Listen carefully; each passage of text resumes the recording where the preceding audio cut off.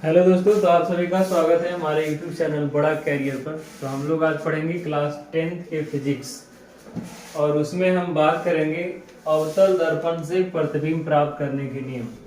प्रतिबिंब कैसे प्राप्त किया जाता है, कैसे बनता है, इसके बारे में समझते हैं। तो आपको पहले इससे पढ़ने से पहले थोड़ा सा जानना होगा कि प्रतिबिंब बनता कब है।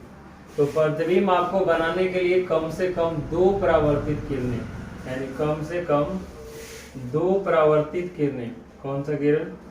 परावर्तित किरण एक बिंदु पर कटना क्या है? आवश्यक है। जब तक दो परावर्तित किरण एक बिंदु पर नहीं कटेगा तब तक कोई प्रतिबिंब नहीं बनेगा। तब तक कोई प्रतिबिंब नहीं बनेगा। कोई दिक्कत?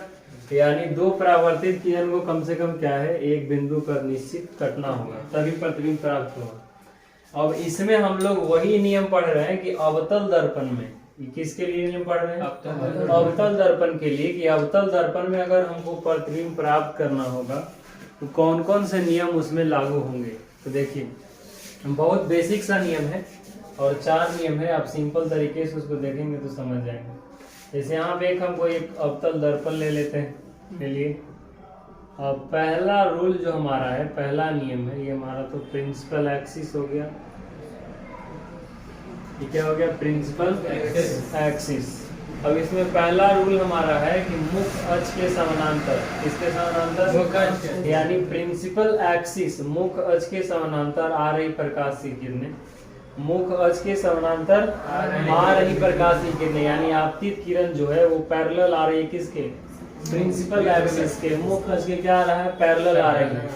और ये जब अवतल दर्पण से, कैसा दर्पण से? अवतल दर्पण से जब टकरा करके वापस लौटेगा तब ये किससे होकर लौट जाएगा? फोकस। किससे होकर लौट जाएगा? फोकस।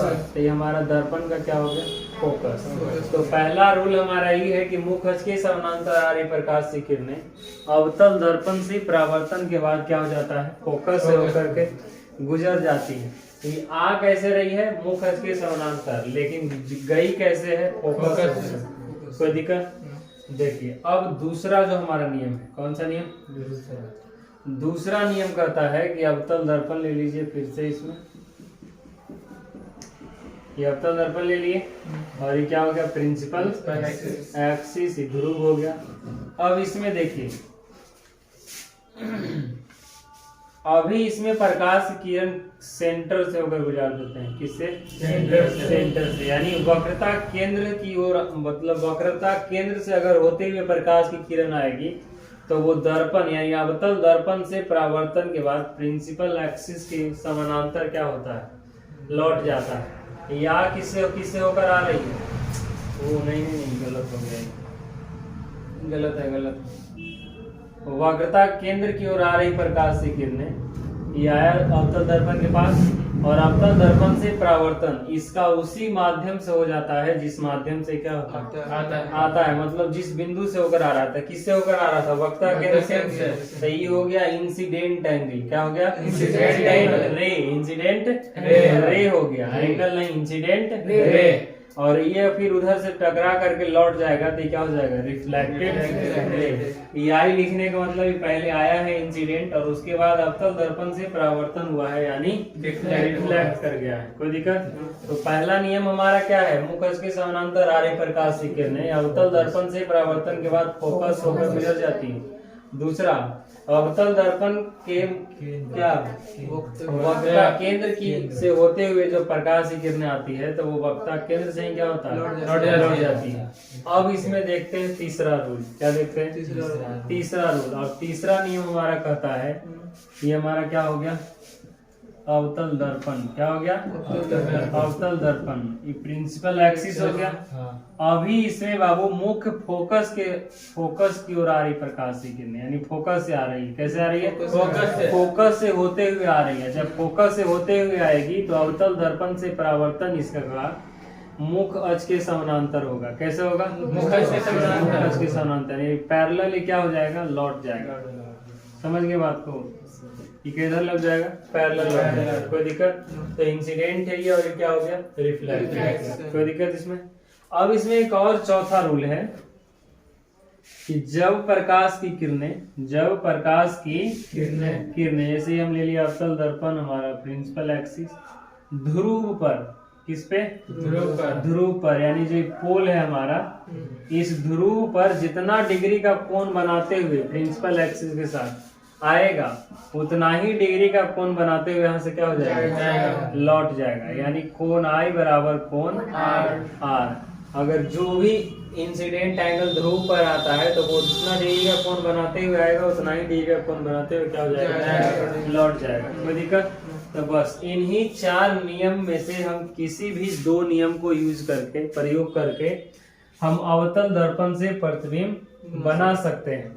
तो पहला इसमें हमारा क्या है, एक बार रिपीट कर देते हैं, इसको बढ़िया से समझिए। फर्स्ट है हमारा, डायग्राम माइंड में सेट रखना है कि मुख अक्ष के समानांतर आ रही प्रकाश की किरणें अवतल दर्पण से परावर्तन के बाद फोकस होकर गुजर जाती है। दूसरा है कि वक्रता केंद्र की ओर आ रही प्रकाश की किरणें अवतल दर्पण से परावर्तन उसका वक्रता केंद्र से ही हो जाता है। तीसरा कहता है इसमें हमारा कि मुख्य फोकस की ओर आ रही प्रकाश की किरणें अवतल दर्पण से परावर्तन के बाद वह मुख अक्ष के समानांतर क्या होती है? लौट जाती है। और चौथा है कि ध्रुव पर जितना डिग्री का कोण बनाते हुए आपतित किरण आती है, उतना ही डिग्री का कोण बनाते हुए नीचे क्या होता है? लौट जाती है। यानी कोण आई बराबर कोण आर। बस इन्हीं 4 नियम में से आप कोई भी 2 नियम को प्रयोग करिए और 2 परावर्तित किरण जिस बिंदु पे कट जाएगा उस बिंदु पे हमको क्या मिल जाएगा? प्रतिबिंब मिल जाएगा। क्या मिल जाएगा? प्रतिबिंब। तो अभी हम नियम समझे हैं कि नियम क्या होता है। 4 नियम हो गया, तो इसको जल्दी से लिखिए और इसके बाद हम लोग समझते हैं, देखेंगे उसमें कि अवतल दर्पण में कोई वस्तु को रखते हैं सामने और फिर इन्हीं सब नियम में से कोई 2 नियम प्रयोग करेंगे और प्रतिबिंब बना करके उसमें दिखाएंगे। ये बहुत इंपॉर्टेंट है बोर्ड की दृष्टि से, तभी आप इसको नहीं समझेंगे आपको प्रतिबिंब प्राप्त करने नहीं आएगा।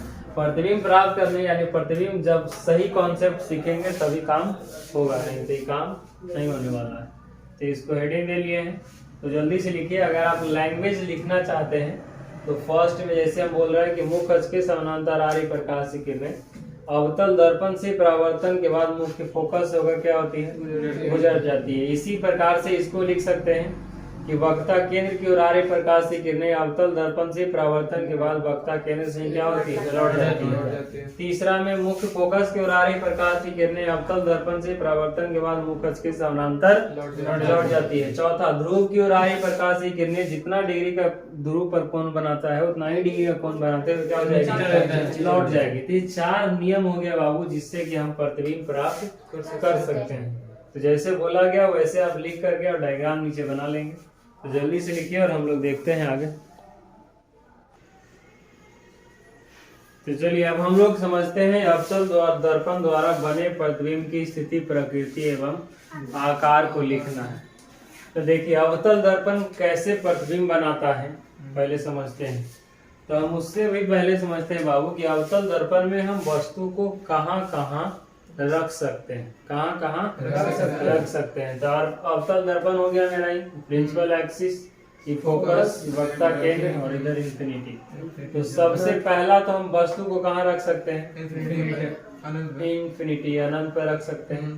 तो फर्स्ट केस हो गया जिसमें वस्तु को कहाँ रखेंगे? अनंत पर। कहाँ रखेंगे? अनंत पर। दूसरा केस हो गया अनंत और किसके बीच रखेंगे? सी के बीच रख सकते हैं, 2 हो गया।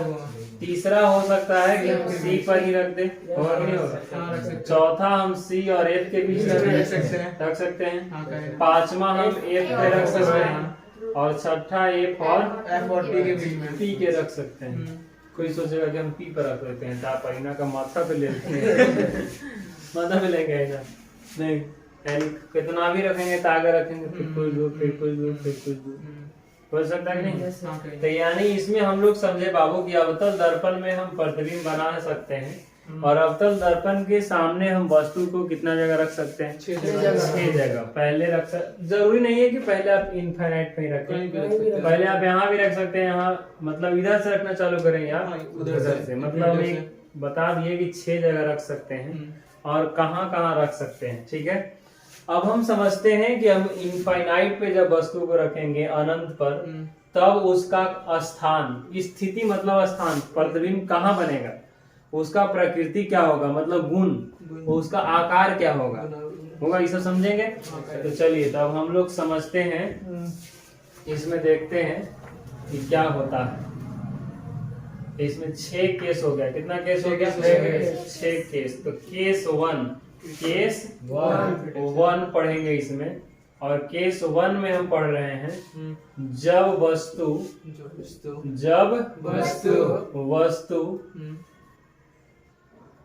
अनंत पर स्थित हो। कहाँ स्थित हो, अनंत पर स्थित हो, मतलब वस्तु को कहाँ रख दिए हैं, अनंत पर रख दिए हैं। कहाँ रख दिए हैं, अनंत पर रख दिए हैं। तब देखते हैं कि क्या होता है। तो इसके बारे में आप थोड़ा सा पॉइंट जानिए। अनंत मतलब जिसका कोई अंत ही नहीं है, जिसका कोई अंत ही नहीं है। तो हम लोग ऐसा मान लेंगे कि जो अनंत पर वस्तु रखा होता है वो बहुत बड़ी होती है। क्या होता है, बहुत बड़ी। जैसे सूर्य देखे, चंद्रमा देखे, तारे देखे, सब बहुत दूर दूर पर स्थित है, और जितना ज्यादा दूर होंगे उतना ही वो वस्तु क्या दिखता है, छोटा दिखता है। इसका मतलब क्या हो गया कि वस्तु वहाँ रखा हुआ बड़ा है, लेकिन डिस्टेंस ज्यादा होने के कारण हमको क्या दिखाई, छोटा। जैसे मोबाइल टावर देखे हैं आप लोग, देखे होंगे उस पे आदमी का चढ़, मोबाइल टावर नहीं देखे, हाँ लंबा वाला उस टावर लगा हुआ है, उस पे कोई व्यक्ति चढ़ जाएगा तो नीचे दिखेगा 5 फीट के, लेकिन वहाँ चढ़ जाएगा छोटा लगेगा 2 फीट के दिखेगा। तो इसका कारण क्या है, डिस्टेंस ज्यादा है। डिस्टेंस क्या है, दूरी ज्यादा है, इसलिए वो वस्तु क्या दिखता है, छोटा दिखता है। क्या दिखता है, छोटा दिखता है। तो हम लोग ऐसा समझेंगे कि अनंत पर रखा हुआ वस्तु बहुत क्या है, बड़ा है। बहुत क्या है, बड़ा है। तो जो यहाँ वस्तु रखा हुआ है बाबू, वो वस्तु कैसा है, बहुत बड़ा है। क्या है, बड़ा बहुत। तो मान लीजिए वस्तु हमारा हो गया, क्या हो गया हमारा वस्तु। और भी बड़ा हो सकता है, लेकिन हम मान लिए, समझ के बात को। तो देखिए इसमें अब 4 नियम बताए हैं ना आपको प्रतिबिंब प्राप्त करने के लिए। आप कोई भी 2 नियम या एक ही नियम हम क्यों नहीं 2 बार कर लें, उससे कोई फर्क नहीं पड़ता है। और वो 2 नियम किसी प्रकार से यूज करके इसको क्या करना है, बनाना है। तो देखिए हम मान लेते हैं कि हमारा ऑब्जेक्ट का मुख हो गया, मतलब सिर, और ये ऑब्जेक्ट का क्या हो गया, पैर। तो प्रकाश अगर हमको मुख देखना है ऊपर देखेंगे तब वहां से ही प्रकाश निकल रहा होगा, नीचे देखेंगे तो वहां से क्या होगा, प्रकाश निकलेगा, तो वहां से भी निकलेगा और नीचे से भी निकलेगा। तो पहले ऊपर से समझते हैं। तो रूल नंबर 1, मुख अक्ष के समानांतर आ रही प्रकाश आएगा ना जी। रूल नंबर 1 क्या कहता है बाबू, कि मुख अक्ष के समानांतर आ रही प्रकाश की किरणें अवतल दर्पण पर आ गया ना जी। तो ये कैसे लौटेगा, फोकस से। कैसे लौटेगा, फोकस से लौट गया, कोई दिक्कत, समझ गए बात को। ये परावर्तित किरण हो गया कि नहीं हो गया, लेकिन प्रतिबिंब बन गया अभी एक और तुमको लाना होगा। तो हम एक और ले लेते हैं नीचे से। कहाँ से ले लेते हैं, नीचे से। तो नीचे से भी तो ये भी तो मुख अक्ष के समानांतर ही है। तो मुख अक्ष के समानांतर आ रही प्रकाश की किरणें दर्पण से, अवतल दर्पण से परावर्तन के बाद कहाँ मिलेगा, फोकस पर। तो देखिए तो 2 आपतित किरण हो गया, 2 परावर्तित किरण, और कहाँ कट रहा है, तो जिस बिंदु पर कटेगा उस वस्तु का प्रतिबिंब उसी बिंदु पर बनेगा। तो देखिए तो हम समझ गए बात को। तो हमारा प्रिंसिपल एक्सिस था। तो इसमें एग्जाम में कैसे सवाल पूछेगा, या इसके बारे में हमको लिखना होगा। प्रतिबिंब की प्रतिबिंब की हो गया। अब देखिए फर्स्ट में क्या निकालना है, स्थिति निकालना। क्या निकालना है बाबू, स्थिति। क्या निकालना है, तो प्रतिबिंब की स्थिति कहाँ है, तो हम लिख देंगे फोकस पर। कहाँ बना है, फोकस पर, यानी F पर। कहाँ बना है, F पर। कोई दिक्कत न, समझ गए बात को, ये दिखाई दे रहा है। चलिए अब दूसरा इसमें हम क्या लिखेंगे, प्रतिबिंब में क्या लिखना है, प्रतिबिंब का कौची, प्रकृति देखते हैं पहले। क्या देखते हैं, प्रकृति कहने का मतलब है बाबू गुण। क्या गुण। तो इसका जो गुण होगा, इसका वो गुण क्या होगा, तो देखिए दर्पण के सामने न बना है, तो दर्पण के सामने प्रतिबिंब वास्तविक बनता है। कैसा बनता है, वास्तविक बनता है। कैसा प्रतिबिंब? वास्तविक बनता है। कोई दिक्कत? No sir. अब देखिए, जो प्रतिबिंब वास्तविक होगा बाबू वो उल्टा होगा। कैसा होगा? उल्टा होगा। अगर एक प्रतिबिंब ऐसे होगा, इसमें देख रहा है कि कैप ऊपर है, कि इसका प्रतिबिंब ना उल्टा बनेगा। अगर वास्तविक होगा तो लिख देंगे वास्तविक और उल्टा बनेगा। वास्तविक और उल्टा। काल्पनिक कहाँ से आ गया एकरा में? जी सोच लिए काल्पनिक मुंह फाड़ दिए बात। काल्पनिक इसमें नहीं आएगा। अब तीसरा बात हमको क्या लिखना है? आकार। क्या लिखना है? आकार। आकार। क्या लिखना है? आकार। तो देखो, तो आकार यानी साइज। हम चंद्रमा तारा को देखते हैं, हमको बड़ा दिखता है, छोटा दिख रहा है। तो देखो, तो हमको यहाँ दिख कैसा रहा है? छोटा दिख रहा है। बड़ा है लेकिन यहाँ बना है बहुत छोटा ना। तो प्रतिबिंब क्या हो गया? तो लिख देंगे वस्तु से बहुत छोटा। छोटा नहीं, बहुत छोटा। समझे बात को? ये हमारा पूरी तरीके से वर्णन हो गया कि कैसे हम अनंत पे रखेंगे तो कहाँ बनेगा और क्यों बनेगा, उसका स्थिति क्या होगा, गुण क्या होगा, आकार क्या होगा। अब आपसे एग्जाम में क्वेश्चन ऑब्जेक्टिव पूछ देगा कि जब वस्तु को अवतल दर्पण के सामने अनंत पर रखते हैं तो प्रतिबिंब कहाँ बनता है? तो कहाँ बनेगा? फोकस पर। अगर पूछ देता है कि प्रतिबिंब का प्रकृति क्या होगा, अगर पूछ देता है प्रतिबिंब का आकार क्या होगा, बहुत छोटा। इसमें कोई दिक्कत? समझ गए बात को? तो जैसे लिखा हुआ है वैसे लिखें। समझ गए? लिखिए जल्दी से। फिर हम लोग अभी केस 2 के बारे में बात करते हैं। चलिए दोस्तों, तो अब हम लोग समझते हैं केस 2। क्या केस 2 कहता है कि जब वस्तु को वक्रता अनंत और वक्रता केंद्र के बीच क्या हो रखा जाए। ये हमारा अवतल दर्पण हो गया है। अब इसमें हमें क्या ले लेते हैं? फोकस और एक वक्रता केंद्र। अभी नहीं लेते हैं क्योंकि बहुत गड़बड़ होगा। तो इंफिनिटी हो गया और इसके बीच कोई हम एक वस्तु को क्या करते हैं? खड़ा कर रख दे रहे हैं। वस्तु हमारा ए बी ऊंचाई का है। कितना ऊंचाई का? ए बी ऊंचाई का। तो यहाँ क्या ले लेते हैं अब? सी। क्या ले लिए? सी। तो देखिए, अब 2 नियम तुमको यूज करना है। 4 नियम बताए हूँ अवतल दर्पण। तो पहला नियम ही ले लीजिए, मुख अक्ष के समानांतर आरे प्रकाश के आएगा। तो अवतल दर्पण से परावर्तन कैसे होगा? फोकस से होगा बाबू। तो फोकस हो गया, परावर्तन। आप लोग पेंसिल से बनाइएगा डायग्राम, गलत होगा तो उसको सही कर लेना। कोई दिक्कत? अब देखिए, एक तो ये नियम हो गया, यूज कर लिया। दूसरा नियम आपको यूज करना है कि वक्रता केंद्र की ओर आ रही प्रकाश की किरणें कर लें। तो वक्रता केंद्र की ओर आएगा ना बाबू। तो वक्रता केंद्र की ओर आएगा तो अवतल दर्पण से परावर्तन भी इसका किधर होगा? इसी से हो जाएगा जी। तो आपतित भी यही, परावर्तित भी यही। यहाँ कट रहा है, अब ऊपर से मुख से क्या कर देना? लंब डाल देना। क्या कर देना? और जब लंब हम डाल देंगे बाबू तो यही हमारा क्या बन जाएगा? प्रतिबिंब। क्या बन जाएगा? प्रतिबिंब। अगर दूसरा कलर से लिख देते हैं, क्या बन गया? तो देखिए, तो ए वाला भाग ऊपर है, इसका नाम ए डैश, और नीचे वाला भाग क्या है? बी। नीचे आ गया तो इसका नाम बी डैश। कोई दिक्कत है? समझे बात को? तो देखिए किस प्रकार से प्रतिबिंब बना है। तो अब आप समझिए कि प्रतिबिंब का स्थिति बताना है, कहाँ बना है। तो सी और एफ के बीच। तो प्रतिबिंब की स्थिति तो सी और एफ के बीच बना है। इसमें कोई दिक्कत किसी को नहीं होना चाहिए। प्रतिबिंब का गुण, तो देखो गुण में कुछ नहीं है बाबू, सामना ही ना बना है, दिखाई दे रहा है ना। तो दिखाई दे रहा है तो वास्तविक। कैसा? वास्तविक। कैसा दिखाई दे रहा है? उल्टा। तो उल्टा। समझ गए? अब लिखना है कुछ आकार। तो वस्तु इतना बड़ा, अब प्रतिबिंब इतना छोटा हो गया, यानी वस्तु से क्या हो गया? छोटा। बहुत छोटा नहीं है, छोटा। वस्तु से क्या है? छोटा। तो लिख देंगे यहाँ वस्तु से छोटा। तो आप देख रहे हैं कि कैसे एकदम एक एक पॉइंट करके बताया जा रहा है। तो अब आपसे एग्जाम में मान लीजिए सवाल पूछ दे कि अवतल दर्पण के सामने वस्तु को अनंत और वक्रता केंद्र के बीच रखी जाती है तो उसका आकार क्या होता है? तो वस्तु से छोटा। बहुत छोटा नहीं, वस्तु से छोटा। स्थिति पूछ दे तो सी और एफ के बीच। कोई दिक्कत इसमें? तो इसमें 6 केस था। हम लोग इस वीडियो में 2 केस देख लिए हैं।